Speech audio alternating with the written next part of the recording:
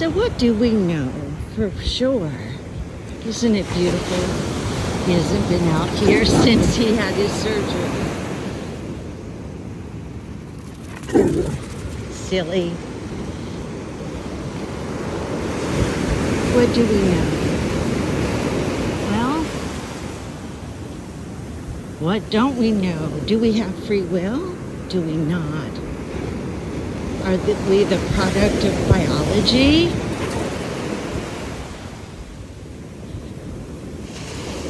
Are we an alien created with a story by a superior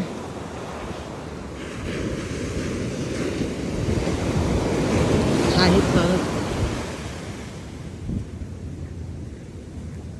being?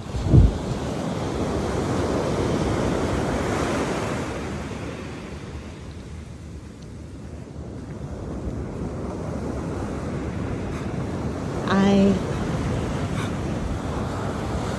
believe at this point in what nature shows me to be true.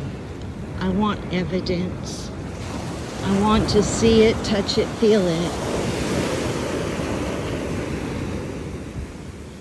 I won't believe the narrative again without evidence. And anything I believe will stand on its own. It won't need excuses or long reasons why it doesn't seem to make sense, but it really does. None of that. It has to be on paper. I understand now that I understand science better, and that everything moves and has movement and waveform, and when I create something, I'm creating something of myself. It was created first in my mind, and whatever I create is a product of that first thought. And a mirror representation, right? Like a hologram of my mind. It belongs to me. And it can't leave me because I retain whatever picture of it, whatever paradigm of it, I retain that by choice. And so it will belong to me. It's not that matter's different. It's one and the same of spirit. Does that make sense? That's how Aristotle makes much more sense to me than Plato. Plato divides. It's black and white, it's good or bad, I don't like that. And that's the context of the Bible, which is what has kept people killing each other for how long? My God. Unreal. And if anyone were to look into it seriously, here I am, 70 years old, and it takes me just being really upset with not being able to trust my country to question who Josephus was. Man, did that open a rabbit hole and a half. I've been there ever since. I've got big old rabbit ears. Because I found that nothing I thought to be true was true. The people I thought could be trusted could not. None of them. And as I studied history, I began to realize that we had been set up. We are the slaves of, we might not look like slaves, but it depends on what your paradigm of freedom is. We have been fed a narrative of deception so deep with the Bible, with the Constitution, neither of which work or have any validity. Everything has been programmed to keep us fighting. For God's sake, we came over here and we killed and mutilated peaceful people that wanted to share their land for the most part because we wanted gold. And it didn't matter who we hurt. We just called those people that we had to hurt the lessers. They were of a different class. Well, so are you and I hate to tell you. And we've eaten their BS between the Bible that kept us on our knees rather than with our ears perked, taking responsibility for this world that we inhabit and depend on for our every breath. That's what God is to me, breath. To be able to breathe deep, knowing that it feeds every part of me and keeps me alive. If there's a God that I can value and appreciate and esteem and lie down prostrate before, it would be the air I breathe that gives life to everything around me.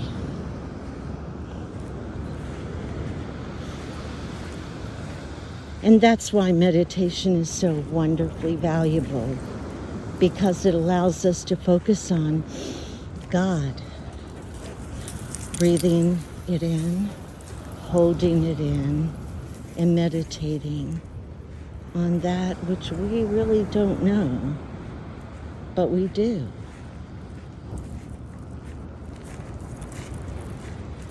So Aristotle, and it changes everything. Your perspective does. You know, after I started reading Oedipus and Homer, and some of the old books I found, like Le Clef Hermetique, and so many rich stuff. Kids today, I don't know how they'd read it. But when I did, oh my God, the depth of, it was priceless in wisdom. Priceless. And you could definitely see, well, my friend Doug proved how, different ways of analyzing writing that, well, we already knew that the Bible was BS, so we don't even need to go there. And I do have that on a bunch of tapes. I just haven't uploaded them. Oh, what was that? Oh, what is it, a shark? Well, I don't know if it's real or if it's plastic.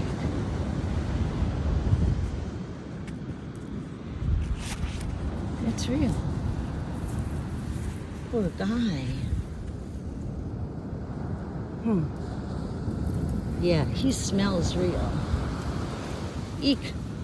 Eek, eek. Isn't it beautiful? I can share so much better.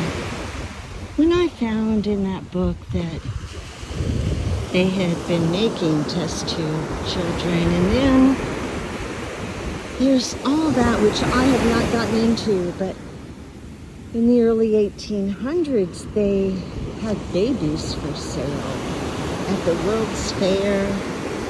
I've seen pictures of it. I don't have any myself, and I haven't looked into it, but it's very interesting.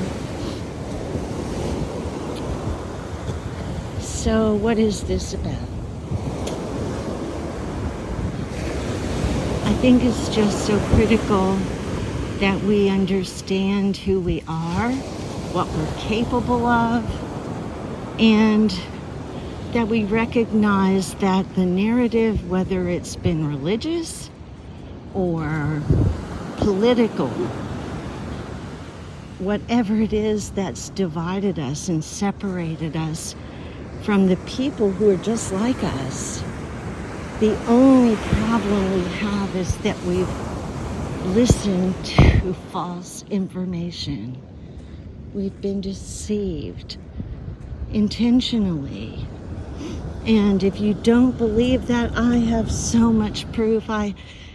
From the different books that I have that have changed over the years based on the narrative that they wanted people to have at the time. That's a cool old road. Oh, look at that plastic fence. Yeah. If I pull it out. Oh, I guess he found something else dead. Wallace, stop!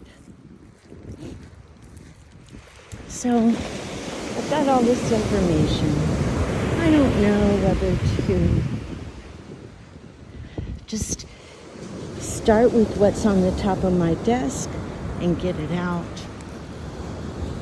I wish I had a panel of people to ask me questions. That would be so productive for me, or effective for me, because I love being sure to answer questions rather than trying to be proactive with so much information that it'll overwhelm you. And it overwhelms me. Well, what would be most important? To talk about the multi-dimension of the universe and that we are an information system? Or would it be more important to talk about language and the Moses Code and how the Hebrews passed on the DNA to our civilization? Or what I know about it? I've got Doug's work, which I'm trying to get out. And then I can talk about how Piso wrote the New Testament and how all that came about and was actually a satire on Christians. Or there's so much. I have so much on the United States, the way it started, my ancestors and their records, and I found out so much through that. I think I'm related to like 4 presidents and like 3 top Indian chiefs, and I don't know where all that went, but I'm sure that you marry within the same crowd of people. And so that's kind of how it is. And my family were the Kents and, and the Balls and the Joneses. And they were all 3 families that were here before the 1600s. So there's a lot of cool stuff to look at. Whether it's been fabricated by a program, I don't know that. I'm not there yet. I'm getting there, I hope.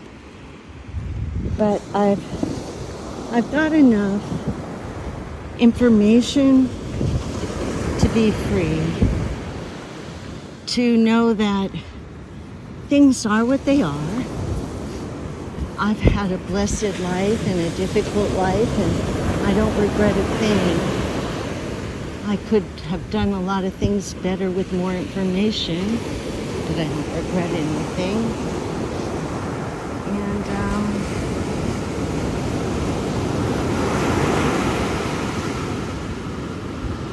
even those years as a Christian, maybe I helped somebody along the way, even if the doctrine was baloney. Sometimes baloney is good, huh? Something's over there in the water.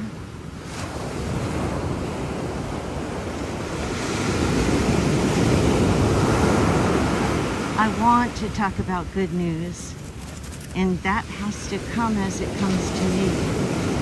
Some days seem like they're all positive, other days seem like I just have to really work at making myself contribute, although I don't think I've missed a day of learning or reading, because I'm passionate and because that's why I'm here. I know that. It's wonderful to know why you're here. Does that make sense? Probably not. Come here. Oh, maybe we'll get a fish in the water. Stay here for a minute.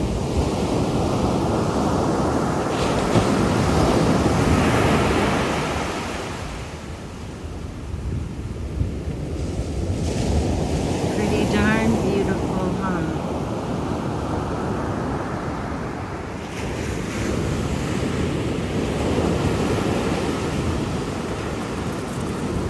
I guess my biggest question is why did we need to be deceived? They didn't trust that people would fall in their right places like the bees do. That they had to manipulate. I don't know, that it just doesn't make sense. And if we are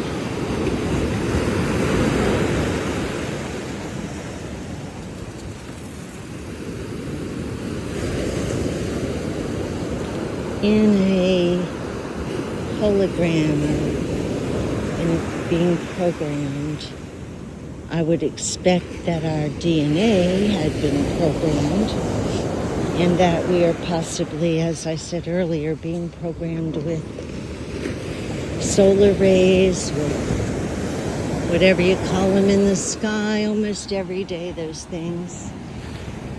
And whatever kind of canopy they decide to kind of allow over us or whatever. How did it get to this place? I know I'm on another jig now, but look, so pretty, you can do it. How did we ever get to this place? How did someone come here and not just go, wow, and just want to hold on to all this? How did they not? I don't understand. When you look at some of the land around us that, look at him waiting. When you look at some of the land around us that is ruined. And I was listening to a scientist today, trying to think, well, he's the guy that wrote 2001, Space Odyssey. I was listening to him before he died, and he just wanted people to be in peace. And he could see kind of what was coming, and he was very optimistic about it, but he wanted people to quit fighting.